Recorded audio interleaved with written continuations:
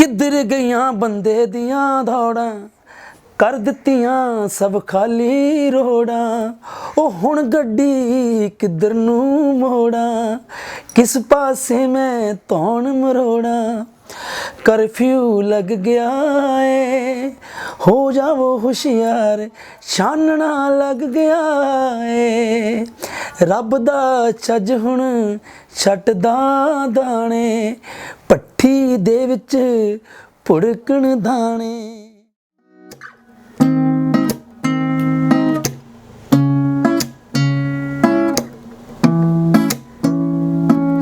सुनिया सी कहंदे 2.5 इंच दी सरंज जेड़ी चढ़दा पंजाब थल्ले ला गई। हाँ देख लिया मैं भी जदों नशियां दी बड़ी तैनू चाड़ के रोना पल्ले पा गई।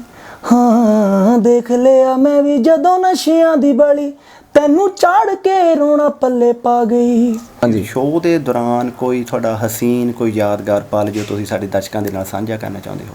ਹਾਂਜੀ ਇੱਕ ਮੈਂ ਪਰ ਲਾਸਟ ਗਾਣਾ ਗਾਇਆ ਸੀਗਾ ਗੱਲਾਂ ਸੱਚੀਆਂ ਜੀ ਜੀ ਫਿਰੋਜ਼ ਖਾਨ ਸਾਹਿਬ ਦਾ ਜੀ ਜੀ ਤੇ ਉਹ ਜਦੋਂ ਫਾਈਨਲੀ ਟੌਪ 6 ਸਿਲੈਕਟ ਹੋਣੇ ਸੀਗੇ ਉਹ ਮੇਰਾ ਲਾਸਟ ਪਰਫਾਰਮੈਂਸ ਮੇਰੀ ਸੀਗੀ ਉਦੋਂ ਤੇ ਜਦੋਂ ਮੈਂ ਪਰਫਾਰਮ ਕਰਕੇ ਆਇਆ ਉਹ ਜੈਜ਼ੀ ਭਾਜੀ ਵੀ ਸਟੇਜ ਤੇ ਉੱਥੇ ਕੁਰਸੀ ਦੇ ਉੱਪਰ ਚੜ ਗਏ ਤੇ ਸਾਰੇ ਤਿੰਨੋਂ ਜੱਜ ਸਟੈਂਡਿੰਗ ਓਵੇਸ਼ਨ ਮਿਲੀ ਮੈਨੂੰ ਤੇ ਉਦੋਂ ਜੈਜ਼ੀ ਭਾਜੀ ਦੀਆਂ ਅੱਖਾਂ ਵਿੱਚ ਮੈਂ ਦੇਖਿਆ ਵੀ ਹਨਾ ਅੱਖਾਂ ਭਰੀਆਂ ਸੀਗੀਆਂ ਉਹ ਬਹੁਤ ਵਧੀਆ ਫੀਲਿੰਗ ਵਾਲੀ ਮੂਵਮੈਂਟ ਸੀਗੀ ਕਾਫੀ। ਹਾਂਜੀ ਬਹੁਤ ਹੀ ਵਧੀਆ। ਤੇ ਜਦੋਂ ਵਿਨਰ ਦਾ ਅਨਾਉਂਸ ਕਰਤਾ ਤੇ 2-3 ਮਿੰਟ ਤਾਂ ਪਹਿਲਾਂ ਯਕੀਨ ਹੀ ਨਹੀਂ ਹੋਇਆ ਵੀ ਵਿਨਰ ਬਣ ਗਏ ਬੜੀ ਮਨ ਨੂੰ ਖੁਸ਼ੀ ਹੋਈ ਫਿਰ ਮੈਂ ਘਰੇ ਵੀ ਫੋਨ ਕਾਲਸ ਲਾ ਕੇ ਦੱਸੇ ਮੈਂ ਵਿਨਰ ਬਣ ਗਿਆ ਘਰਦਿਆਂ ਨੇ ਬੜਾ ਚਾਅ ਕੀਤਾ ਜਦੋਂ ਉੱਥੋਂ ਮੈਂ ਵਾਪਸ ਇੱਥੇ ਵੀ ਆਇਆ ਬੜੀ ਜਾਣ ਕੇ ਮਨ ਨੂੰ ਤਸੱਲੀ ਬਹੁਤ ਖੁਸ਼ ਬਹੁਤ ਹੋਇਆ ਮਾਈਂਡ ਅੰਦਰੋਂ ਵੀ ਚਲੋ ਵਾਹਿਗੁਰੂ ਨੇ ਇੰਨੀ ਕਿਰਪਾ ਕਰਤੀ। ਹੋ ਨਾ ਮੈਂ ਮਾਪਿਆਂ ਨੇ ਰੱਖੀ ਨਾ ਮੈਂ ਸਹੁਰਿਆਂ ਦੀ ਹੋਣਾ ਤੇਰੇ ਕਰਮਾਂ ਦੀ ਸਜ਼ਾ ਮੈਨੂੰ ਕਿਉਂ ਦਿੰਦੇ ਨੇ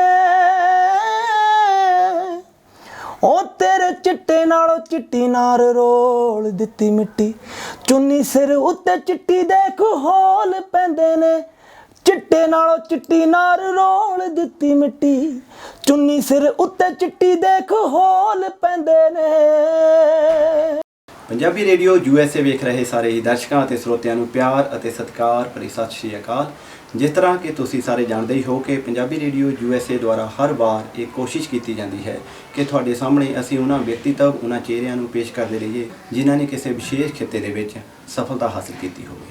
ਸੋ ਅੱਜ ਦਾ ਸਾਡਾ ਪ੍ਰੋਗਰਾਮ ਵੀ ਇਸੇ ਹੀ ਪਰੰਪਰਾ ਨੂੰ ਅੱਗੇ ਤੋਰਨ ਦਾ ਇੱਕ ਯਤਨ ਹੈ ਇੱਕ ਕੋਸ਼ਿਸ਼ ਹੈ ਜਿਹਦੇ ਅੰਤਰਗਤ ਅਸੀਂ ਤੁਹਾਡੇ ਸਾਹਮਣੇ ਇੱਕ ਪੰਜਾਬ ਦੇ ਨੌਜਵਾਨ ਗਾਇਕ ਨੂੰ ਪੇਸ਼ ਕਰਨ ਜਾ ਰਹੇ ਹਾਂ ਜੋ ਕਿ ਕਿਸੇ ਵੀ ਪਹਿਚਾਣ ਦੇ ਮੁਹਤਾਜ ਨਹੀਂ। ਇਹਨਾਂ ਨੇ ਹਾਲ ਹੀ ਵਿੱਚ ਜੀ ਪੰਜਾਬੀ ਦੁਆਰਾ ਆਯੋਜਿਤ ਰਿਐਲਿਟੀ ਸ਼ੋਅ ਸਾਰੇਗਾਮਾਪਾ ਦਾ ਖਿਤਾਬ ਹਾਸਲ ਕੀਤਾ ਉਸ ਨੂੰ ਵਿਨ ਕੀਤਾ। ਸੋ ਸਾਡੇ ਨਾਲ ਹਾਜ਼ਰ ਨੇ ਬੁਲੰਦ ਆਵਾਜ਼ ਦੇ ਮਾਲਿਕ ਅਤੇ ਸੁਰਾਂ ਦੇ ਸਾਗਰ ਸੁਰ ਸਾਗਰ ਜੀ। ਸੁਰ ਸਾਗਰ ਜੀ ਸਭ ਤੋਂ ਪਹਿਲਾਂ ਤੁਹਾਨੂੰ ਪਿਆਰ ਭਰੀ ਸਤਿ ਸ਼੍ਰੀ ਅਕਾਲ। ਸਤਿ ਸ਼੍ਰੀ ਅਕਾਲ ਭਾਜੀ। ਤੇ ਪੰਜਾਬੀ ਰੇਡੀਓ USA ਦੇ ਵਿੱਚ ਅਸੀਂ ਤੁਹਾਡਾ ਹਾਰਦਿਕ ਸਵਾਗਤ ਕਰਦੇ ਹਾਂ। ਦਿਲੋਂ ਥੈਂਕ ਯੂ ਭਾਜੀ ਜੀ ਆਇਆਂ ਨੂੰ ਮੇਰੇ ਵੱਲੋਂ ਸਾਰਿਆਂ ਨੂੰ। ਠੀਕ ਹੈ ਜੀ।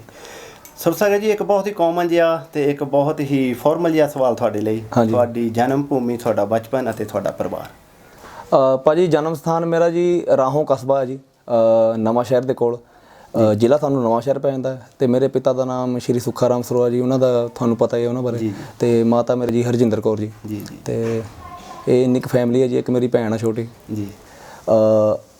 ਹੋ ਗਿਆ ਮੈਂ 26-27 ਸਾਲਾਂ ਦਾ ਹੋ ਗਿਆ 93 ਮਾਡਲ ਆ ਜੀ ਮੈਂ ਤੇ ਬਸ ਚੱਲੀ ਜਾਂਦਾ ਮਾੜਾ ਮੋਟਾ ਬਾਕੀ। ਵਾਹ ਜੀ ਵਾਹ ਬਹੁਤ ਵਧੀਆ। ਸੁਰ ਸਾਗਰ ਜੀ ਇਹ ਜਿਹੜਾ ਟਾਈਟਲ ਤੁਸੀਂ ਜਿੱਤਿਆ ਹੈਗਾ ਇਸ ਸਫ਼ਰ ਦੇ ਦੌਰਾਨ ਤੁਹਾਡੀ ਸ਼ੁਰੂਆਤ ਕਿਸ ਤਰ੍ਹਾਂ ਹੋਈ ਤੁਹਾਡਾ ਆਗਾਜ਼ ਕਿਸ ਤਰ੍ਹਾਂ ਹੋਇਆ? ਸਾਰੇਗਾਮਾਪਾ ਦੀ ਜੇ ਸ਼ੁਰੂਆਤ ਦੀ ਗੱਲ ਕਰੀਏ ਤਾਂ ਪਹਿਲਾਂ ਅਸੀਂ ਇਹਨਾਂ ਨੂੰ ਸਾਡੀ ਵੀਡੀਓ ਸੈਂਡ ਕੀਤੀ ਸੀਗੀ ਸਾਨੂੰ ਫੋਨ ਆਇਆ ਸੀਗਾ ਮੁੰਬਈ ਤੋਂ ਜੀ ਤੋ ਉਹਨਾਂ ਦੇ WhatsApp 'ਤੇ ਚਲੋ ਅਸੀਂ ਵੀਡੀਓ ਸੈਂਡ ਕੀਤੀ ਜਿਹੜੇ ਬੱਚੇ ਇਹਨਾਂ ਨੂੰ ਵਧੀਆ ਲੱਗੇ ਉਹਨਾਂ ਨੂੰ ਫਿਰ ਫੋਨ ਕਾਲ ਆਈਆਂ ਵੀ ਤੁਹਾਡੀ ਆਡੀਸ਼ਨ ਆ ਸਾਇਲੈਂਟ ਆਡੀਸ਼ਨ ਸੀਗੀ ਸਭ ਤੋਂ ਪਹਿਲਾਂ ਲੁਧਿਆਣਾ ਅੰਮ੍ਰਿਤਸਰ ਤੇ ਚੰਡੀਗੜ੍ਹ ਇਹਨਾਂ ਤਿੰਨਾਂ ਜਗ੍ਹਾ 'ਤੇ ਆਡੀਸ਼ਨ ਹੋਈਆਂ ਉਹਨਾਂ ਵਿੱਚੋਂ ਮੇਰੀ ਆਡੀਸ਼ਨ ਸੀਗੀ ਲੁਧਿਆਣਾ ਵਿੱਚ ਜੀ ਤੇ ਜਿਹੜੇ ਬੱਚੇ ਇੱਥੋਂ ਸਿਲੈਕਟ ਹੋ ਗਏ ਟੌਪ 100-120 ਜਣੇ ਸੀਗੇ ਇੰਨੇ ਦੇ ਕਰੀਬ ਜੀ ਜੀ ਇੱਥੋਂ ਸਾਰੇ ਸਿਲੈਕਟ ਹੋ ਗਏ ਫਿਰ ਚੰਡੀਗੜ੍ਹ ਦੁਆਰਾ ਇਹਨਾਂ ਦੀ ਆਡੀਸ਼ਨ ਹੋਈ ਉਹਦੇ ਵਿੱਚ ਟੌਪ 40 ਸਿਲੈਕਟ ਕੀਤੇ ਗਏ ਫਿਰ ਉਹਨਾਂ ਦੀ ਚੰਡੀਗੜ੍ਹ ਬਾਅਦ ਵਿੱਚ ਵਰਕਸ਼ਾਪ ਲੱਗੀ ਗਈ ਜੀ 20 ਦਿਨ ਦੀ ਸਾਡੀ ਵਰਕਸ਼ਾਪ ਸੀਗੀ ਫਿਰ ਮੁੰਬਈ ਗਏ ਮੁੰਬਈ ਵਿੱਚ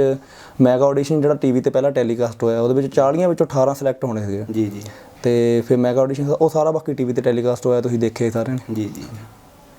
ਸੋ ਅੱਜ ਤੁਸੀਂ ਇਹ ਮੁਕਾਮ ਤੇ ਪਹੁੰਚ ਚੁੱਕੇ ਹੋ ਬੜੀ ਸਫਲਤਾ ਤੁਹਾਨੂੰ ਮਿਲੀ ਹੈਗੀ ਆ ਇੱਕ ਖਿਤਾਬ ਹਾਸਿਲ ਕੀਤਾ ਤੁਸੀਂ ਇੱਕ ਸੈਲੀਬ੍ਰਿਟੀ ਦੀ ਤਰ੍ਹਾਂ ਤੁਸੀਂ ਕਿਸ ਤਰ੍ਹਾਂ ਦਾ ਮਹਿਸੂਸ ਕਰ ਰਹੇ ਹੋ? ਭਾਜੀ ਚਲੋ ਸੈਲੀਬ੍ਰਿਟੀ ਤਾਂ ਆਪਾਂ ਕਹਿ ਨਹੀਂ ਸਕਦੇ ਵੀ ਪਿਆਰ ਆ, ਚਲੋ ਯਾਰਾਂ ਦੋਸਤਾਂ ਦਾ, ਮਿੱਤਰਾਂ ਦਾ, ਸਾਰੇ ਜਿੰਨੇ ਵੀ ਸਪੋਰਟਰ ਨੇ ਆਪਾਂ ਨੂੰ ਪਿਆਰ ਕਰਦੇ ਨੇ, ਉਹਨਾਂ ਦਾ ਦਿਲੋਂ ਥੈਂਕਸ ਕਰਦਾ ਵੀ ਚਲੋ ਤੁਸੀਂ ਇੱਥੇ ਤੱਕ ਪਹੁੰਚਾਇਆ, ਤੇ ਅੱਗੇ ਵੀ ਇਹੀ ਦੁਆ ਕਰਦਾ ਵੀ ਇੱਦਾਂ ਹੀ ਪਿਆਰ ਕਰਦੇ ਰਹੋ ਕਿ ਆਪਾਂ ਨਵਾਂ ਕੁਝ ਮਾਰਕੀਟ 'ਚ ਲੈ ਕੇ ਆਈਏ, ਉਹਨੂੰ ਵੀ ਇਹਦੇ ਨਾਲੋਂ ਕਿਤੇ ਵੱਧ ਪਿਆਰ ਦਿਓ।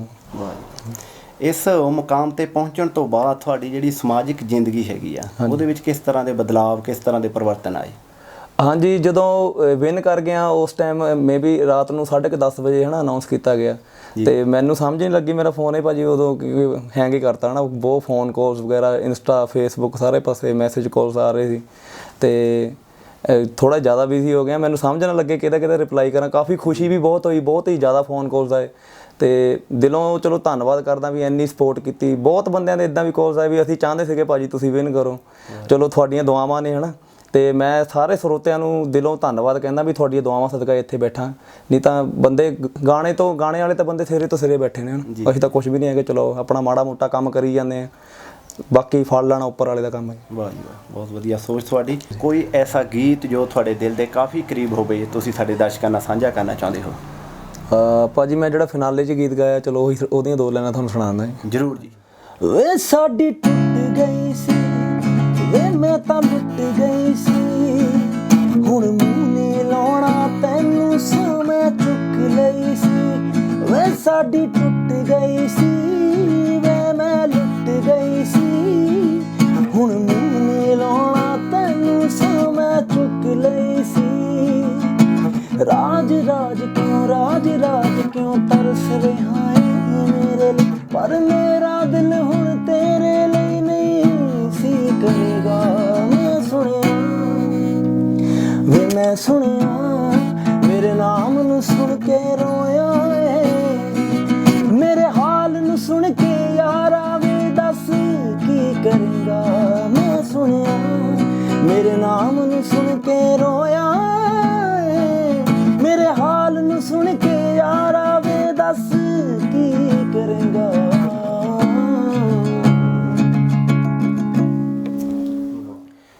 ਬਹੁਤ ਹੀ ਵਧੀਆ ਭਾਜੀ, ਤੁਹਾਡੀ ਬਹੁਤ ਹੀ ਵਧੀਆ ਆਵਾਜ਼, ਥੈਂਕ ਯੂ ਭਾਜੀ, ਕੋਮਲ ਆਵਾਜ਼। ਸੁਰਸਾਗਰ ਜੀ, ਤੁਹਾਡੇ ਲਈ ਇੱਕ ਹੋਰ ਸਵਾਲ। ਹਾਂਜੀ, ਸ਼ੋਅ ਦੇ ਦੌਰਾਨ ਕੋਈ ਤੁਹਾਡਾ ਹਸੀਨ, ਕੋਈ ਯਾਦਗਾਰ ਪਲ ਜੋ ਤੁਸੀਂ ਸਾਡੇ ਦਰਸ਼ਕਾਂ ਦੇ ਨਾਲ ਸਾਂਝਾ ਕਰਨਾ ਚਾਹੁੰਦੇ ਹੋ?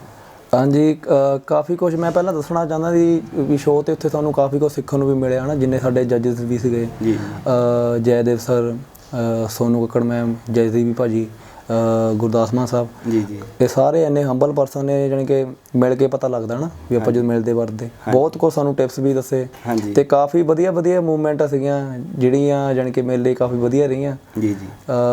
ਇੱਕ ਤਾਂ ਮੈਂ ਕਾਫੀ ਵਾਰੀ ਦੱਸ ਵੀ ਦਿੱਤਾ ਕਿ ਤੇਰੀ ਦੀਵਾਨੀ ਗਾਣਾ ਗਾਇਆ ਸੀ, ਬਹੁਤ ਬੈਸਟ ਰਹੀ ਮੂਵਮੈਂਟ। ਇੱਕ ਮੈਂ ਪਰ ਲਾਸਟ ਗਾਣਾ ਗਾਇਆ ਸੀਗਾ ਗੱਲਾਂ ਸੱਚੀਆਂ, ਫਿਰੋਜ਼ ਖਾਨ ਸਾਹਿਬ ਦਾ ਜੀ, ਤੇ ਉਹ ਜਦੋਂ ਫਾਈਨਲੀ ਟੌਪ 6 ਸਿਲੈਕਟ ਹੋਣੇ ਸੀਗੇ, ਉਹ ਮੇਰਾ ਲਾਸਟ ਪਰਫੋਰਮੈਂਸ ਮੇਰੀ ਸੀਗੀ ਉਦੋਂ, ਤੇ ਜਦੋਂ ਮੈਂ ਪਰਫੋਰਮ ਕਰਕੇ ਆਇਆ, ਉਹ ਜੈਜ਼ੀ ਭਾਜੀ ਵੀ ਸਟੇਜ 'ਤੇ ਉੱਥੇ ਕੁਰਸੀ ਦੇ ਉੱਪਰ ਚੜ੍ਹ ਗਏ, ਤੇ ਸਾਰੇ ਤਿੰਨੋਂ ਜੱਜ ਸਟੈਂਡਿੰਗ ਓਵੇਸ਼ਨ ਮਿਲੀ ਮੈਨੂੰ, ਤੇ ਉਦੋਂ ਜੈਜ਼ੀ ਭਾਜੀ ਦੀਆਂ ਅੱਖਾਂ ਵਿੱਚ ਮੈਂ ਦੇਖਿਆ ਵੀ ਹੈ ਨਾ ਅੱਖਾਂ ਭਰੀਆਂ ਸੀਗੀਆਂ, ਉਹ ਬਹੁਤ ਵਧੀਆ ਫੀਲਿੰਗ ਵਾਲੀ ਮੂਵਮੈਂਟ ਸੀਗੀ ਕਾਫੀ। ਹਾਂਜੀ, ਬਹੁਤ ਹੀ ਵਧੀਆ। ਸੁਰਸਾਗਰ ਜੀ, ਇੰਨੇ ਮਹਾਨ ਤਜਰਬੇਕਾਰ ਅਤੇ ਮਾਹਿਰ ਲੋਕਾਂ ਦੇ ਸਾਹਮਣੇ ਗਾਣਾ, ਉਹ ਵੀ ਲਾਈਵ ਗਾਣਾ, ਕਿੰਨਾ ਕੁ ਚੁਣੌਤੀ ਭਰਿਆ ਸੀ ਤੁਹਾਡੇ ਲਈ?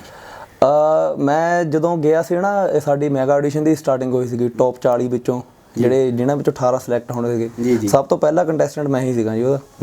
ਤੇ ਸਟੇਜ ਦੇ ਪਿੱਛੇ ਜਦੋਂ ਅਸੀਂ ਬੈਕ ਤੇ ਖੜੇ, ਸਾਡੀ ਐਂਟਰੀ ਹੋਣੀ ਸੀ, ਪਹਿਲਾਂ ਤਹਿਰਾਨ ਭਾਜੀ ਬੋਲਦਾ ਸੀ ਨਾ ਐਂਟਰੀ ਲਈ, ਸਭ ਤੋਂ ਪਹਿਲਾਂ ਕੰਟੈਸਟੈਂਟ ਮੈਂ, 2-2 ਕਰਕੇ ਅੰਦਰ ਜਾਂਦੇ ਸੀਗੇ ਬੈਕ ਸਟੇਜ ਤੇ। ਸਾਨੂੰ ਕੋਈ ਐਕਸਪੀਰੀਅੰਸ ਨਹੀਂ ਸਟੇਜ ਦਾ ਵੀ, ਅੰਦਰ ਮਾਹੌਲ ਦਾ ਬਾਅਦ ਚ ਨੂੰ ਪਤਾ ਲੱਗਿਆ ਨਾ, ਆਪਣਾਪਨ ਬਾਅਦ ਚ ਨੂੰ ਆਇਆ, ਪਹਿਲਾਂ ਡਰ ਹੀ ਸੀਗਾ ਵੀ ਨਾ ਪਤਾ ਨਹੀਂ ਕਿੱਦਾਂ ਦਾ ਹੈਗਾ ਕੀ ਨਹੀਂ, ਵੀ ਮੋਹਰੇ ਕੀ ਹੋਣਾ।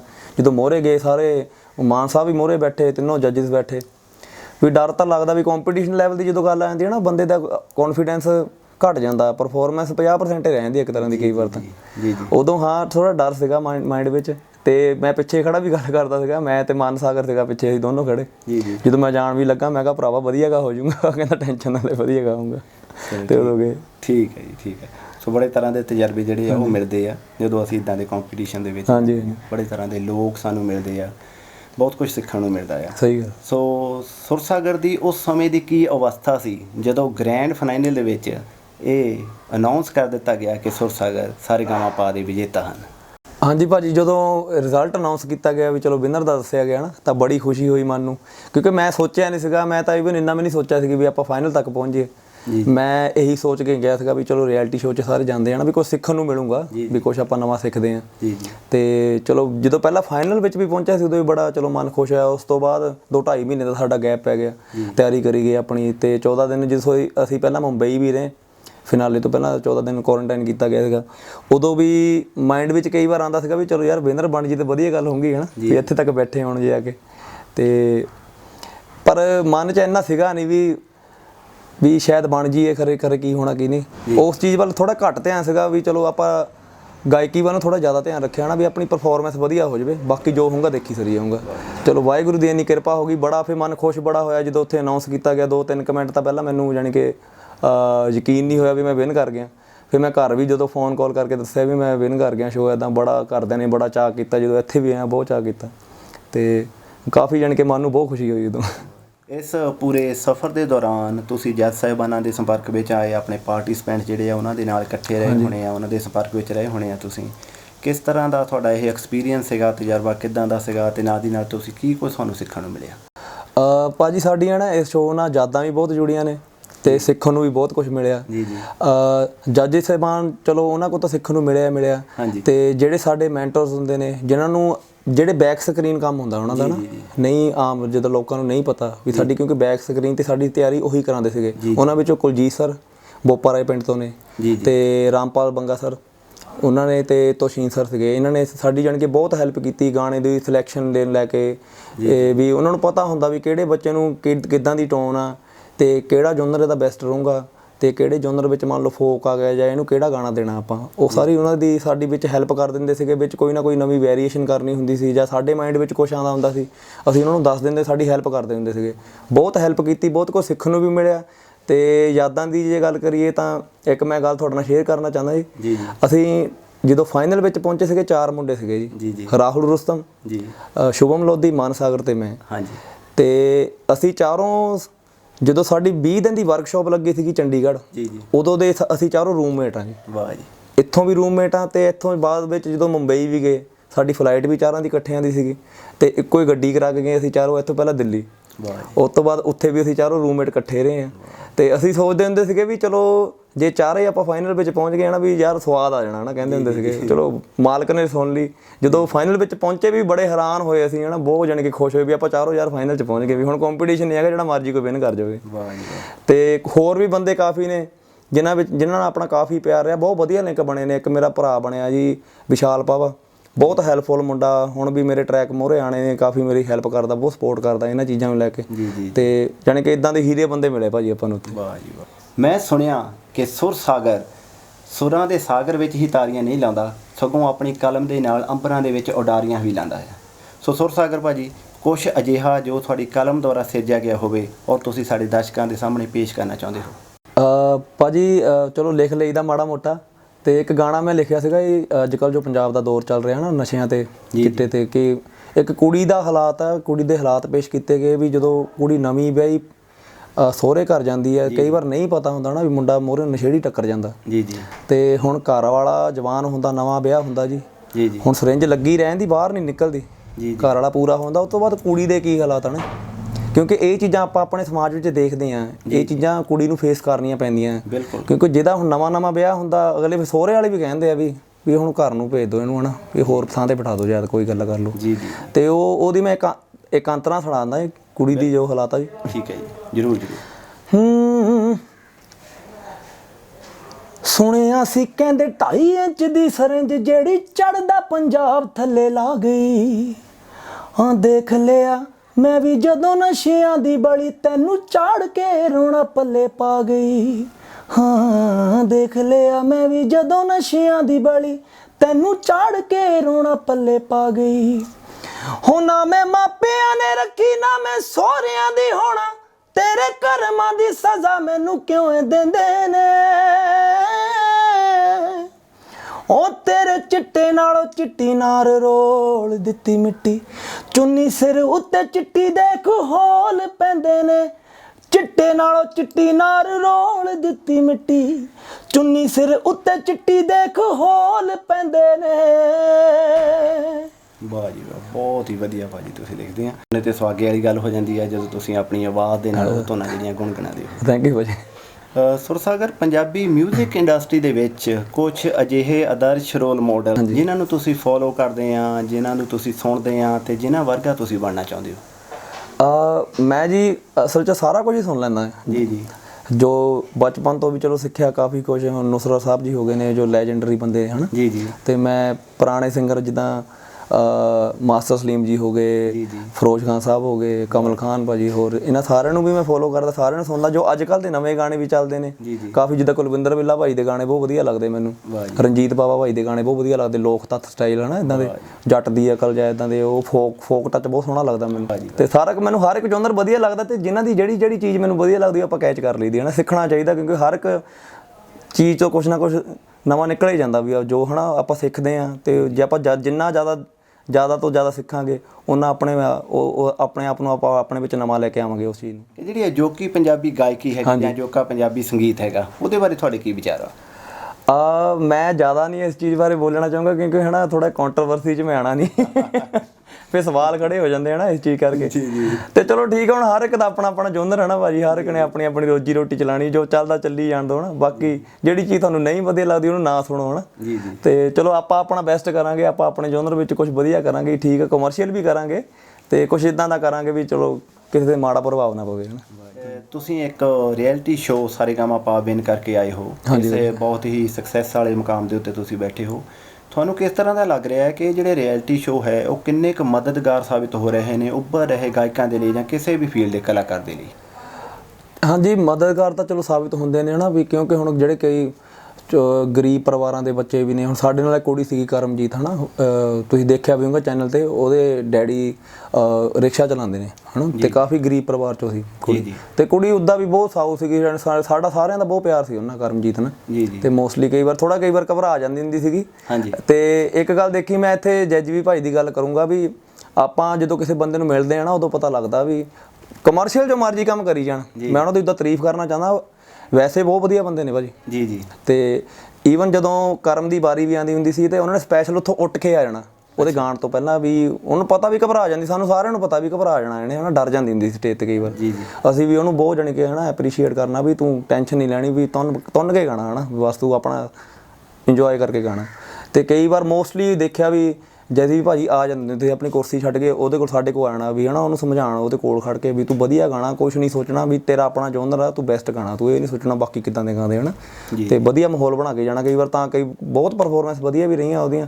ਈਵਨ ਜਦੋਂ ਬਾਹਰ ਵੀ ਨਿਕਲੀ ਹੈ ਨਾ ਤਾਂ ਉਦੋਂ ਵੀ ਸਾਡਾ ਸਾਰਿਆਂ ਦਾ ਬੜਾ ਮਨ ਦੁਖੀ ਹੋਇਆ ਵੀ ਹੈ ਨਾ ਕੁੜੀ ਬਾਹਰ ਚਲ ਗਈ, ਤੇ ਅੱਖਾਂ ਵੀ ਕਈ ਬੜਾ ਦੁੱਖ ਲੱਗਿਆ ਵੀ ਇਹ ਬਾਹਰ ਨਹੀਂ ਸੀ ਜਾਣੀ ਚਾਹੀਦੀ ਇੱਦਾਂ। ਪਰ ਜਦੋਂ ਬਾਹਰ ਪਿੰਡ ਗਈ ਵਾਪਸ ਮੁੜ ਕੇ ਅਸੀਂ ਉਹਦੀਆਂ ਸਟੋਰੀਆਂ ਚੈੱਕ ਕੀਤੀਆਂ, ਲੋਕਾਂ ਨੇ ਸਵਾਗਤ ਕੀਤਾ ਉਹਦਾ ਹੈ ਨਾ, ਲੋਕੀ ਮੂਹਰੇ ਖੜੇ ਫੁੱਲਾਂ ਦੇ ਹਾਰ ਲੈ ਕੇ ਵਗੈਰਾ। ਇੱਥੋਂ ਦੇਖਣ ਨੂੰ ਮਿਲਦਾ ਵੀ ਚਲੋ ਮਦਦਗਾਰ ਤਾਂ ਹੈਗਾ ਇਹ ਚੀਜ਼ ਹੈ ਨਾ। ਜੀ, ਬਹੁਤ ਵਧੀਆ। ਸੁਰਸਾਗਰ ਜੀ, ਆਉਣ ਵਾਲੇ ਸਮੇਂ ਦੇ ਵਿੱਚ ਕਿਸ ਤਰ੍ਹਾਂ ਦੀ ਗਾਇਕੀ ਜਿਹੜੀ ਆ ਸਾਡੇ ਸਰੋਤਿਆਂ ਨੂੰ ਸੁਣਨ ਨੂੰ ਮਿਲੇਗੀ ਤੁਹਾਡੇ ਤੋਂ? ਮੇਰੇ ਭਾਜੀ ਟਰੈਕ ਹੁਣ ਤਿਆਰ ਨੇ, ਬਾਕੀ ਚਲੋ ਕੰਪਨੀਆਂ ਨਾਲ ਗੱਲ ਚੱਲ ਰਹੀ ਹੈ, ਜਿੱਧਰੋਂ ਹੁਣ ਆਪਣਾ ਬੈਸਟ ਆਪਾਂ ਨੂੰ ਡੀਲ ਮਿਲਦੀ ਹੈ ਨਾ ਉਸ ਹਿਸਾਬ ਨਾਲ ਲੱਗੇ ਹੋ। ਸੈਡ ਵੀ ਨੇ ਗਾਣੇ, ਰੋਮਾਂਟਿਕ ਵੀ ਨੇ, ਬੀਟ ਵੀ ਨੇ, ਹਰ ਇੱਕ ਜੋਨਰ ਦਾ ਟਰੈਕ ਤਿਆਰ ਨੇ। ਤੇ ਜਿਹਨੂੰ ਪਹਿਲਾਂ ਆਪਾਂ ਨੂੰ ਕੋਈ ਸਿਲੈਕਸ਼ਨ ਹੁੰਦੀ ਆ, ਹੁਣ ਥੋੜੀ ਇੱਥੇ ਗੱਲ ਆ ਜਾਂਦੀ ਵੀ ਥੋੜੀ ਪ੍ਰਮੋਟਰਾਂ ਦੀ, ਸਪਾਂਸਰ ਦੀ ਗੱਲ ਆਉਂਦੀ ਹੈ ਨਾ, ਵੀ ਅਗਲੇ ਕਿਹੜੀ ਚੀਜ਼ ਪਸੰਦ ਕਰਦੇ ਜ਼ਿਆਦਾ। ਅਸੀਂ ਆਪਣੇ ਵੱਲੋਂ ਬੈਸਟ ਕੀਤਾ ਆ, ਹੁਣ ਗੱਲ ਚੱਲ ਰਹੀ ਬਾਕੀ ਕੰਪਨੀਆਂ ਨਾਲ, ਤੇ ਜਿਹੜਾ ਲਾਂਚ ਹੋਊਗਾ ਤੁਹਾਨੂੰ ਪਤਾ ਲੱਗੇ ਜਾਣਾ ਵੇ। ਜੀ ਜ਼ਰੂਰ। ਸੁਰਸਾਗਰ ਜੀ, ਇਹ ਜਿਹੜਾ ਸਾਡਾ ਅੱਜ ਦਾ ਰੁਝਾਨ ਹੈਗਾ ਸੋਸ਼ਲ ਮੀਡੀਆ ਦਾ ਰੁਝਾਨ ਹੈ। ਹਾਂਜੀ। ਸੋਸ਼ਲ ਮੀਡੀਆ ਦਾ ਸੰਗੀਤਕ ਪ੍ਰਮੋਸ਼ਨ ਦੇ ਵਿੱਚ ਕਿੰਨਾ ਕੁ ਹੱਥ ਹੈ? ਸੋਸ਼ਲ ਮੀਡੀਆ ਦਾ ਭਾਜੀ ਅੱਜ ਕੱਲ੍ਹ ਮੋਸਟਲੀ ਅਸੀਂ ਗੱਲ ਵੀ ਕਰਦੇ ਹੁੰਦੇ ਹਾਂ। ਹੁਣ ਮੈਂ ਵੀ ਜੇ ਗੱਲ ਕਰੀਏ ਤਾਂ ਮਹਿੰਗਾਈ, ਜਿੱਦਾਂ ਹੁਣ ਗਾਣਿਆਂ ਦੇ ਖਰਚੇ ਬਹੁਤ ਵੱਧ ਗਏ ਨੇ, ਬਜਟ ਬਹੁਤ ਜ਼ਿਆਦਾ। ਹੁਣ ਪਹਿਲਾਂ ਅੱਜ ਤੋਂ 10 ਕੁ ਸਾਲ ਪਹਿਲਾਂ ਜੇ ਲਾ ਲਈਏ ਤਾਂ 5 ਲੱਖ 'ਚ ਪੰਜਾਬੀ ਪੂਰੀ ਐਲਬਮ ਹੋ ਜਾਂਦੀ ਹੁੰਦੀ ਸੀ ਉਹਨਾਂ ਟਾਈਮਾਂ 'ਚ ਹੈ ਨਾ। ਤੇ ਹੁਣ ਇਕੱਲੇ ਇੱਕ ਗਾਣੇ ਤੇ 20 ਲੱਖ ਰੁਪਇਆ ਲੱਗ ਜਾਂਦਾ ਭਾਈ ਪੰਜਾਬੀ ਗਾਣੇ ਤੇ। ਤੇ ਉਹਦੇ ਵਿੱਚੋਂ 10 ਲੱਖ ਰੁਪਇਆ ਲੋਕੀ ਇੱਕ ਸਾਈਡ ਤੇ ਕੱਢ ਕੇ ਰੱਖਦੇ ਪ੍ਰਮੋਸ਼ਨ ਤੇ ਟੀਵੀ ਦੀ ਐਡ ਲਈ। ਤੇ ਉਹਦੇ ਵਿੱਚੋਂ ਵੀ ਮੈਂ ਹੁਣ ਵੀ ਗੱਲ ਕਰਦਾ ਸੀ ਕੱਲ ਵੀ, ਮੈਂ ਜਿਹੜਾ ਅਗਲਾ ਗਾਣਾ ਵੀ ਆਉਣਾ ਵੀ ਸਾਡਾ ਸਾਰਾ ਜ਼ੋਰ ਹੋਣਾ ਵੀ ਸੋਸ਼ਲ ਮੀਡੀਆ ਤੇ, YouTube ਤੇ, ਜੋ ਸੋਸ਼ਲ ਮੀਡੀਆ ਤੇ ਉਹਦੀ ਪ੍ਰਮੋਸ਼ਨ ਕਰਾਂਗੇ।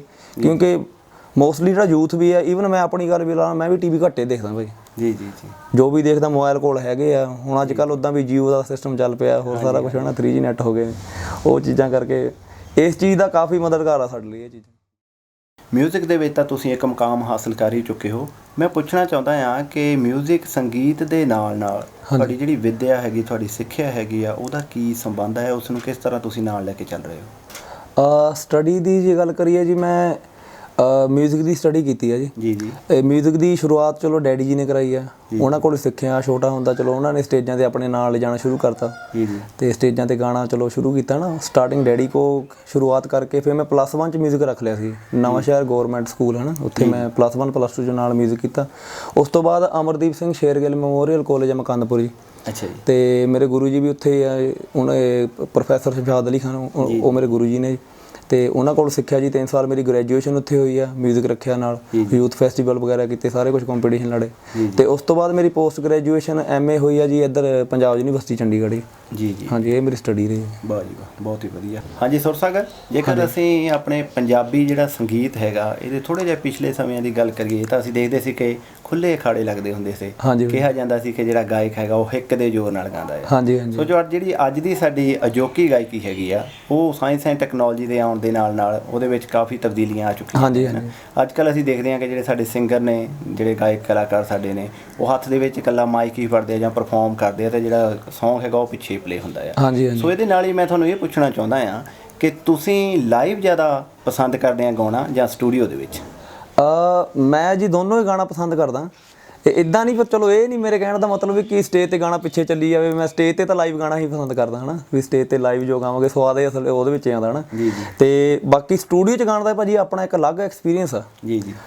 ਮਾਈਕ ਦੀ ਸੈਂਸ ਦਾ ਜੋ ਅਸਲੀ ਹੈ ਨਾ, ਮਾਈਕ ਦੀ ਸੈਂਸ ਦਾ ਸਟੂਡੀਓ 'ਚ ਹੀ ਪਤਾ ਲੱਗਦਾ ਵੀ ਆਪਾਂ ਨੂੰ ਐਕਸੈਂਟ ਕਈ ਚੀਜ਼ਾਂ ਦਾ ਹੁੰਦਾ। ਹੁਣ ਜੇ ਆਪਾਂ ਫੋਕ ਗਾਈਏ, ਉਹ ਗਾਲੀ ਦਾ ਆਪਾਂ ਕੋਈ ਫੀਲ ਵਾਲੇ ਗਾਣੇ ਹੁੰਦੇ। ਸਟੂਡੀਓ 'ਚ ਮੇਨ ਗੱਲ ਇਹ ਹੁੰਦੀ ਆ ਵੀ ਆਪਣਾ ਫੀਲ ਨਹੀਂ ਮਾਰਨਾ ਚਾਹੀਦਾ। ਜੀ ਜੀ। ਜੇ ਆਪਣਾ ਫੀਲ ਮਰ ਗਿਆ, ਫੀਲ ਨਹੀਂ ਸਟੂਡੀਓ ਨੇ ਬਣਾਉਣਾ ਜੀ, ਆਟੋ ਟਿਊਨਰ ਨੇ ਨਾ। ਠੀਕ ਆ, ਤੁਹਾਡੇ ਸੁਰ ਉੱਪਰ ਥੱਲੇ ਹੁੰਦੇ ਚਲੋ ਕਰ ਦੂੰਗਾ, ਪਰ ਆਪਾਂ ਉਹ ਵੀ ਟਰਾਈ ਕਰਦੀ ਵੀ ਆਟੋ ਟਿਊਨਰ ਦੇ ਆਪਣੇ ਲੋੜ ਨਾ ਪਵੇ ਵੀ ਆਪਾਂ ਗਾਈਏ। ਇਹ ਚੀਜ਼ਾਂ ਕਈ ਟੈਕਨੀਕਲ ਚੀਜ਼ਾਂ, ਛੋਟੀਆਂ ਛੋਟੀਆਂ ਚੀਜ਼ਾਂ ਹੈਗੀਆਂ ਬਰੀਕੀਆਂ ਵਾਲੀਆਂ, ਜਿਹੜੀਆਂ ਸਟੂਡੀਓ 'ਚ ਸਿੱਖਣ ਨੂੰ ਮਿਲਦੀਆਂ ਕਾਫੀ। ਬਾਕੀ ਸਟੇਜ 'ਤੇ ਤਾਂ ਚਲੋ ਆਪਾਂ ਲਾਈਵ ਗਾਣੇ ਪਸੰਦ ਕਰਦੇ ਮੇਰੇ। ਵਾਹ ਜੀ ਵਾਹ, ਬਹੁਤ ਵਧੀਆ ਜੀ। ਹਾਂ, ਥੈਂਕ ਯੂ। ਸੋ ਇਸ ਦੇ ਨਾਲ ਹੀ ਸਾਡੇ ਨਾਲ ਜੁੜੇ ਹੋਏ ਨੇ ਸੁੱਖਾ ਰਾਮ ਸਰੋਆ ਜੀ, ਸੁਰਸਾਗਰ ਜੀ ਦੇ ਪਿਤਾ ਜੀ। ਸੁੱਖਾ ਰਾਮ ਸਰੋਆ ਜੀ, ਤੁਹਾਡਾ ਅਸੀਂ ਵੈਲਕਮ ਕਰਦੇ ਹਾਂ ਪੰਜਾਬੀ ਰੇਡੀਓ USA ਦੇ ਵਿੱਚ। ਥੈਂਕ ਯੂ ਜੀ। ਭਰੀ ਸਤਿ ਸ਼੍ਰੀ ਅਕਾਲ ਸਰ। ਹਾਂਜੀ, ਮੇਰੇ ਵੱਲੋਂ ਵੀ ਪੰਜਾਬੀ ਰੇਡੀਓ USA ਦਾ ਬਹੁਤ ਬਹੁਤ ਧੰਨਵਾਦ, ਜਿਹੜੇ ਪੰਜਾਬੀ ਮਾਂ ਬੋਲੀ ਦੀ ਸੇਵਾ ਕਰ ਰਹੇ ਨੇ ਜੀ, ਅਤੇ ਜਿਹੜੇ ਸਾਡੇ ਰਾਹੋਂ ਸ਼ਹਿਰ ਦੇ ਵਿੱਚ ਚੱਲ ਕੇ ਆਏ ਨੇ, ਬਹੁਤ ਬਹੁਤ ਧੰਨਵਾਦ ਜੀ। ਠੀਕ ਹੈ ਜੀ, ਬਹੁਤ ਬਹੁਤ ਸ਼ੁਕਰੀਆ ਜੀ। ਸੁੱਖਾ ਰਾਮ ਸਰੋਆ ਜੀ, ਬਤੌਰ ਪਿਤਾ ਜੀ ਤੁਸੀਂ ਆਪਣੇ ਬੱਚੇ ਨੂੰ ਇਸ ਮੁਕਾਮ, ਇਸ ਸਫਲਤਾ ਦੇ ਮੰਚ ਦੇ ਉੱਤੇ ਦੇਖ ਰਹੇ ਹੋ, ਤੁਹਾਨੂੰ ਕਿਸ ਤਰ੍ਹਾਂ ਦਾ ਲੱਗ ਰਿਹਾ? ਬਹੁਤ ਹੀ ਜ਼ਿਆਦਾ ਵਧੀਆ ਲੱਗ ਰਿਹਾ ਜੀ। ਔਰ ਜਿਹੜਾ ਸੁਪਨਾ ਮੈਂ ਦੇਖਿਆ ਸੀ ਬਚਪਨ ਵਿੱਚ, ਇਹਦਾ ਨਾਮ ਹਨੀ ਰੱਖਿਆ ਸੀ, ਉਸ ਤੋਂ ਬਾਅਦ ਸੁਰਸਾਗਰ, ਤਾਂ ਇਸ ਬੇਟੇ ਨੇ ਆਪਣੇ ਨਾਮ ਦੀ ਲਾਜ ਰੱਖੀ ਔਰ ਵਾਕਿਆ ਸੁਰਸਾਗਰ ਸੁਰਾਂ ਦਾ ਸਾਗਰ ਬਣ ਕੇ ਆਇਆ ਜੀ। ਬਹੁਤ ਜ਼ਿਆਦਾ ਖੁਸ਼ੀ ਹੋਈ। ਨਾਮ ਤੋਂ ਹੀ ਇੱਕ ਸਵਾਲ ਉੱਠਦਾ ਹੈ ਕਿ ਤੁਸੀਂ ਸੁਰਸਾਗਰ ਜੀ ਦਾ ਨਾਮ ਸੁਰਸਾਗਰ ਹੀ ਕਿਉਂ ਰੱਖਿਆ? ਇਹ ਜਦੋਂ 3 ਸਾਲ ਦਾ ਸੀ ਨਾ, ਅਤੇ ਮੈਂ ਦੇਖਿਆ ਕਿ ਮੈਂ ਗਾ ਰਿਹਾ ਸੀਗਾ ਕੋਈ, ਅਤੇ ਮੇਰੇ ਕੋਲ ਆ ਕੇ ਬੈਠ ਗਿਆ ਹਾਰਮੋਨੀਅਮ ਦੇ ਉੱਤੇ। ਇਹਨੇ ਹਾਰਮੋਨੀਅਮ ਜਦੋਂ ਵਜਾਇਆ ਅਤੇ ਨਾਲ ਇਹਨੇ ਆਵਾਜ਼ ਮਿਲਾਈ, ਅਤੇ ਮੈਨੂੰ ਇੰਨੀ ਇਹਦੀ ਵਧੀਆ, ਮਤਲਬ ਕਿ 3 ਸਾਲ ਦੀ ਉਮਰ ਦੇ ਵਿੱਚ ਬੱਚੇ ਦੀ ਆਵਾਜ਼ ਹਾਰਮੋਨੀਅਮ ਦੇ ਨਾਲ ਬਿਲਕੁਲ ਮਿਕਸਅਪ ਹੋਈ ਪਈ। ਅਤੇ ਫਿਰ ਮੈਂ ਆਪਣੇ ਪਿਤਾ ਸ਼੍ਰੀ ਖਰੈਤੀ ਲਾਲ ਸਰੋਆ ਜੀ, ਮੇਰੇ ਡੈਡੀ ਜੀ ਆ, ਉਹਨਾਂ ਨਾਲ ਮੈਂ ਗੱਲ ਕੀਤੀ। ਮੈਂ ਕਿਹਾ ਜੀ ਮੈਂ ਇਹਦਾ ਨਾਂ ਚੇਂਜ ਕਰ ਰਿਹਾ, ਹਨੀ ਤੋਂ ਇਹਦਾ ਨਾਮ ਹੈ ਸੁਰਸਾਗਰ ਰੱਖ ਰਿਹਾ। ਸੁਰਸਾਗਰ। ਸੋ ਵਾਕਿਆ ਵਿੱਚ ਹੀ ਸੁਰਸਾਗਰ, ਸੁਰਾਂ ਦੇ ਸਾਗਰ ਨੇ ਇਹਨਾਂ ਦਾ ਨਾਮ ਜੋ ਇਹਨਾਂ ਦੇ ਪਿਤਾ ਜੀ ਨੇ ਰੱਖਿਆ, ਬਹੁਤ ਹੀ ਸੋਚ ਸਮਝ ਕੇ ਰੱਖਿਆ। ਜਿਸ ਤਰ੍ਹਾਂ ਕਿ ਅਸੀਂ ਜਾਣਦੇ ਹਾਂ ਕਿ ਹਰ ਇੱਕ ਮਾਂ-ਬਾਪ ਦਾ ਇਹ ਸੁਪਨਾ ਹੁੰਦਾ ਆ ਕਿ ਉਹਨਾਂ ਦਾ ਬੱਚਾ ਜਿਹੜਾ ਵੱਡਾ ਹੋ ਕੇ ਡਾਕਟਰ ਬਣੇ, ਇੰਜੀਨੀਅਰ ਬਣੇ, ਜਾਂ ਕਿ ਹੋਰ ਇੱਕ ਚੰਗੇ ਕਿੱਤੇ ਦੇ ਵਿੱਚ ਜਾਵੇ। ਤੁਸੀਂ ਆਪਣੇ ਬੱਚੇ ਨੂੰ ਇਸ ਫੀਲਡ ਦੇ ਵਿੱਚ ਕਿਉਂ ਚੁਣਿਆ? ਜਿਹੜੇ ਇਹਦੇ ਮਦਰ ਨੇ ਨਾ, ਹਰਜਿੰਦਰ ਕਰਚਾ ਜੀ, ਉਹ ਗ੍ਰੈਜੂਏਟ ਹੋਏ ਨੇ, ਉਹਨਾਂ ਨੇ ਜ਼ਿਆਦਾਤਰ ਦੀ ਪੜ੍ਹਾਈ ਦਾ ਖਿਆਲ ਰੱਖਿਆ ਜੀ, ਅਤੇ ਉਹਦੀ ਤਮੰਨਾ ਸੀ ਇਹ ਡਾਕਟਰ ਬਣੇ। ਅਤੇ ਮੈਂ ਜਦੋਂ ਇਹਦੇ ਵਿੱਚ ਗੁਣ ਦੇਖਿਆ ਨਾ, ਫਿਰ ਮੈਂ ਨਹੀਂ ਚਾਹਿਆ ਕਿ ਮੈਂ ਜਿਹੜਾ ਇਹਦੇ ਵਿੱਚ ਗੁਣ ਆ ਉਹਨੂੰ ਅੱਗੇ ਲੈ ਕੇ, ਉਹ ਮਤਲਬ ਕਿ ਉਹਨੂੰ ਹੀ ਅੱਗੇ ਲੈ ਕੇ ਆਵਾਂ। ਹਾਂਜੀ, ਅਤੇ ਆਪਾਂ ਉਹਦਾ ਰਿਜ਼ਲਟ ਤੁਹਾਡੇ ਸਾਹਮਣੇ ਆ। ਜਦੋਂ ਬੱਚੇ ਦੇ ਵਿੱਚ ਕੋਈ ਟੈਲੈਂਟ ਹੋਵੇ ਨਾ, ਉਹਨੂੰ ਆਪਾਂ ਲੁਕੋ ਦਈਏ, ਉਹਨੂੰ ਲੁਕਾਉਣਾ ਨਹੀਂ ਚਾਹੀਦਾ। ਅਤੇ ਫਿਰ ਮੈਂ ਦੇਖਿਆ ਕਿ ਇਹਦੇ 'ਚ ਟੈਲੈਂਟ ਹੈਗਾ ਆ, ਅਤੇ ਫਿਰ ਮੈਂ ਇਹਨੂੰ ਆਪਣੀ ਮਿਸਿਜ ਨਾਲ ਸਲਾਹ ਕੀਤੀ। ਮੈਂ ਕਿਹਾ ਇਹਨੂੰ ਸਟੱਡੀ ਆਪਾਂ ਉਹ ਮਿਊਜ਼ਿਕ ਦੀ ਕਰਾਈਏ, ਅਤੇ ਫਿਰ ਇਹਨੂੰ ਟੌਪ ਦੇ ਮਿਊਜ਼ਿਕ ਦੀ MA ਕੀਤੀ। ਉਸ ਤੋਂ ਬਾਅਦ ਫਿਰ ਸਟੈਪ ਬਾਏ ਸਟੈਪ ਚੱਲਦਾ ਰਿਹਾ, ਤਾਂ ਮੈਂ ਤਾਂ ਇਹੀ ਕਹਾਂਗਾ ਕਿ ਜਦੋਂ ਤੁਹਾਡੇ ਬੱਚੇ ਕਿਸੇ ਬੱਚੇ 'ਚ ਕੋਈ ਟੈਲੈਂਟ ਹੁੰਦਾ, ਮਾਂ-ਬਾਪ ਦਾ ਫਰਜ਼ ਆ ਕਿ ਆਪਾਂ ਉਸ ਟੈਲੈਂਟ ਨੂੰ ਅੱਗੇ ਲੈ ਕੇ ਜਾਈਏ। ਧੱਕੇ ਦੇ ਨਾਲ ਆਪਾਂ ਕਰਾਂਗੇ ਜੇ ਇਹ ਨਹੀਂ ਡਾਕਟਰ ਬਣਨਾ ਜਾਂ ਉਹਨੇ ਉਹ ਫਿਰ ਉਹ ਗੱਲ ਨਹੀਂ ਬਣਦੀ।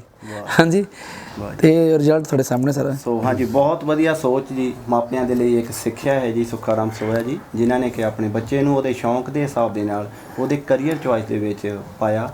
ਸੋ ਅੱਜ ਬੱਚੇ ਨੇ ਉਸੇ ਹਿਸਾਬ ਦੇ ਨਾਲ ਇਹਨਾਂ ਦਾ ਜਿਹੜਾ ਨਾਮ ਰੌਸ਼ਨ ਕੀਤਾ। ਸੋ ਅੱਜ ਅਸੀਂ ਦੇਖਦੇ ਹਾਂ ਕਿ ਸੁਖ ਸਾਗਰ ਜੀ ਸਾਰੇਗਾਮਾਪਾ ਜੀ ਪੰਜਾਬੀ ਦੁਆਰਾ ਜਿਹੜਾ ਕਿ ਰਿਐਲਿਟੀ ਸ਼ੋਅ ਚੱਲ ਰਿਹਾ ਸੀਗਾ, ਉਹਦੇ ਵਿੱਚ ਉਹ ਵਿਨਰ ਨੇ, ਉਹਨਾਂ ਨੇ ਇਹ ਮੁਕਾਮ ਹਾਸਿਲ ਕੀਤਾ। ਸੋ ਸੁੱਖਾ ਰਾਮ ਸਰੋਆ ਜੀ ਬਹੁਤ ਹੀ ਆਪਣੇ ਆਪ ਦੇ ਵਿੱਚ ਟੈਲੈਂਟਡ ਪਰਸਨੈਲਿਟੀ ਹੈ ਜੀ। ਇਹ ਜਿੱਥੇ ਕਿ ਇੱਕ ਬਹੁਤ ਵਧੀਆ ਕਲਾਕਾਰ ਅਦਾਕਾਰ ਨੇ, ਉੱਥੇ ਨਾਲ ਦੀ ਨਾਲ ਇੱਕ ਲੇਖਕ ਤੇ ਨਾਲ ਦੀ ਨਾਲ ਇੱਕ ਬਹੁਤ ਹੀ ਖੂਬਸੂਰਤ ਆਵਾਜ਼ ਦੇ ਮਾਲਿਕ ਨੇ।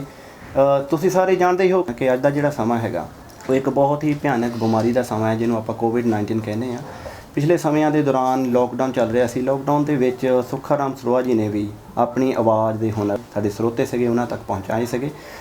ਸੋ ਉਸ ਸੌਂਗ ਦਾ ਟਾਈਟਲ ਸੀ ਕੁਦਰਤ। ਸੋ ਸਾਡੇ ਦਰਸ਼ਕ ਸੁੱਖਾ ਰਾਮ ਸਰੋਆ ਜੀ ਚਾਹੁੰਦੇ ਹਨ ਕਿ ਇੱਕ ਵਾਰ ਫਿਰ ਕੁਦਰਤ ਉਹ ਸੁਣ ਅਤੇ ਲਾਈਵ ਤੁਹਾਡੇ ਮੂੰਹੋਂ ਸੁਣ। ਉਹ ਇਸ ਤਰ੍ਹਾਂ ਸੀਗਾ, ਜਿਹੜਾ ਕੁਦਰਤ ਗੀਤ ਲਿਖਿਆ ਸੀ ਨਾ, ਉਹ ਮਤਲਬ ਕਿ ਪ੍ਰੋਫੈਸ਼ਨਲ ਤੌਰ ਦੇ ਉੱਤੇ ਮੈਂ ਉਹਦੀ ਵੀਡੀਓ ਨਹੀਂ ਤਿਆਰ ਕੀਤੀ, ਨਾ ਹੀ ਪ੍ਰੋਫੈਸ਼ਨਲ ਤੌਰ 'ਤੇ ਉਹਨੂੰ ਮੈਂ ਰਿਕਾਰਡ ਕੀਤਾ ਸੀ।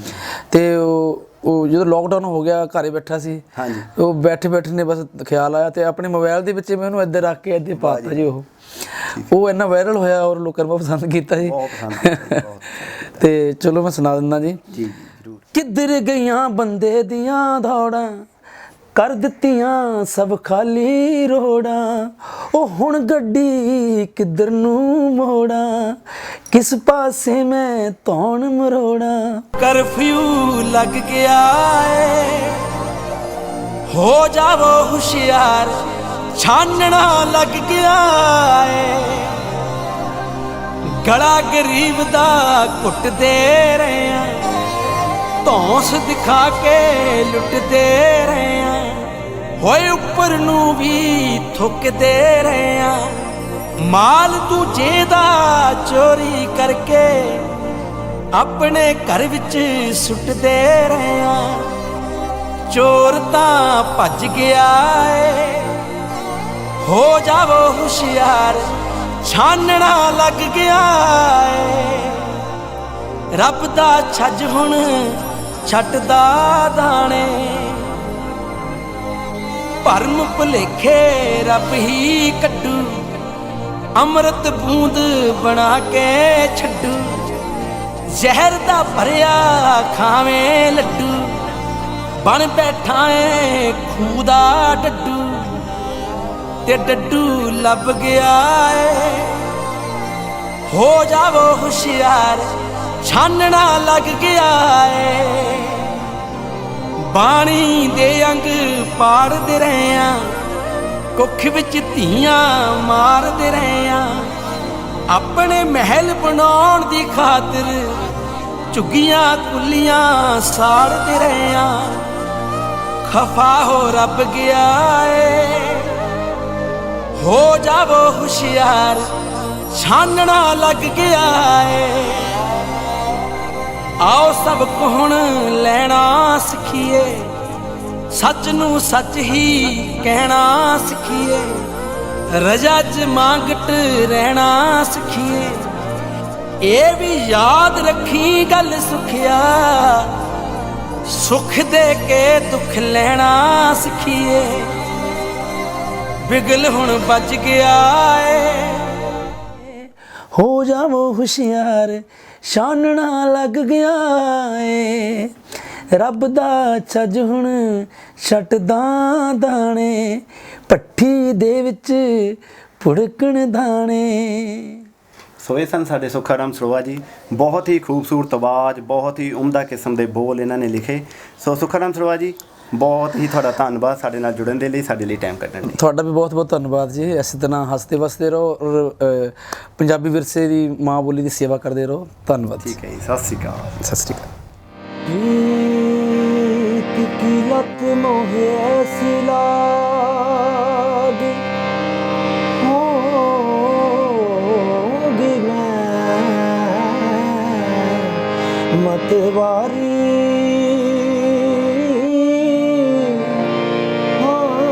हाँ बल बल जाऊं अपने पिया को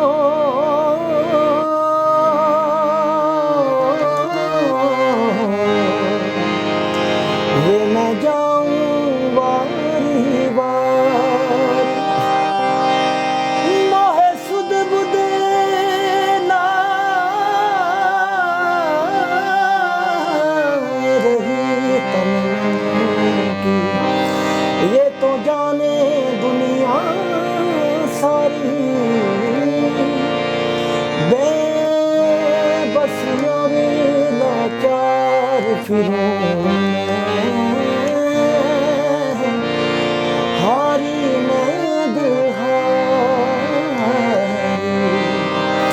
तेरे नाम से जी लूं तेरे नाम पे मर जाऊं तेरी याद के सदके में कुछ ऐसा कर जाऊं तूने क्या कर डाला मर गई मैं मिट गई मैं होरी हारी हो गई मैं तेरी दीवानी दीवानी तेरी दीवानी दीवानी तेरी दीवानी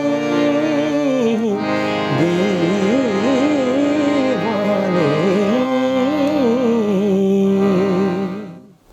ਸੋ ਇਹ ਸਨ ਅੱਜ ਦੇ ਸਾਡੇ ਮੁੱਖ ਮਹਿਮਾਨ ਸੁਰ ਸਾਗਰ ਜੀ, ਜਿਨ੍ਹਾਂ ਨੇ ਸਾਡੇ ਨਾਲ ਸੁਰਾਂ ਦੀ ਸਾਂਝ ਪਾਈ। ਸੁਰ ਸਾਗਰ ਜੀ, ਤੁਹਾਡਾ ਸਾਡੇ ਨਾਲ ਜੁੜਨ ਦੇ ਲਈ, ਆਪਣੇ ਕੀਮਤੀ ਸਮੇਂ ਵਿੱਚੋਂ ਸਮਾਂ ਕੱਢਣ ਲਈ ਤੁਹਾਡਾ ਬਹੁਤ ਬਹੁਤ ਧੰਨਵਾਦ। ਥੈਂਕ ਯੂ ਭਾਜੀ। ਮੇਰੇ ਵੱਲੋਂ ਪੰਜਾਬੀ ਰੇਡੀਓ USA ਦਾ ਵੀ ਦਿਲੋਂ ਧੰਨਵਾਦ ਤੇ ਮੇਰੇ ਸਾਰੇ ਸਰੋਤਿਆਂ ਦਾ ਜਿਨ੍ਹਾਂ ਨੇ ਇੰਨਾ ਪਿਆਰ ਕੀਤਾ, ਇੰਨੀ ਸਪੋਰਟ ਕੀਤੀ ਵੀ ਇੱਥੇ ਤੱਕ ਲੈ ਕੇ ਆਂਦਾ, ਦਿਲੋਂ ਧੰਨਵਾਦ ਆ ਜੀ। ਤੇ ਇੱਦਾਂ ਹੀ ਪਿਆਰ ਕਰਦੇ ਰਹੋ। ਉਮੀਦ ਆ ਕਿ ਅੱਗੇ ਵੀ ਜਿੱਦਾਂ ਤੁਸੀਂ ਹੁਣ ਤੱਕ ਪਿਆਰ ਕੀਤਾ, ਅੱਗੇ ਆਉਣ ਵਾਲੇ ਟਰੈਕਾਂ ਨੂੰ ਆਉਣ ਵਾਲੇ ਸਮੇਂ ਵਿੱਚ ਵੀ ਇੱਦਾਂ ਪਿਆਰ ਦਿੰਦੇ ਰਹੋਗੇ। ਸਾਰਿਆਂ ਨੂੰ ਦਿਲੋਂ ਸਤਿ ਸ਼੍ਰੀ ਅਕਾਲ ਜੀ। ਸਤਿ ਸ਼੍ਰੀ ਅਕਾਲ ਜੀ।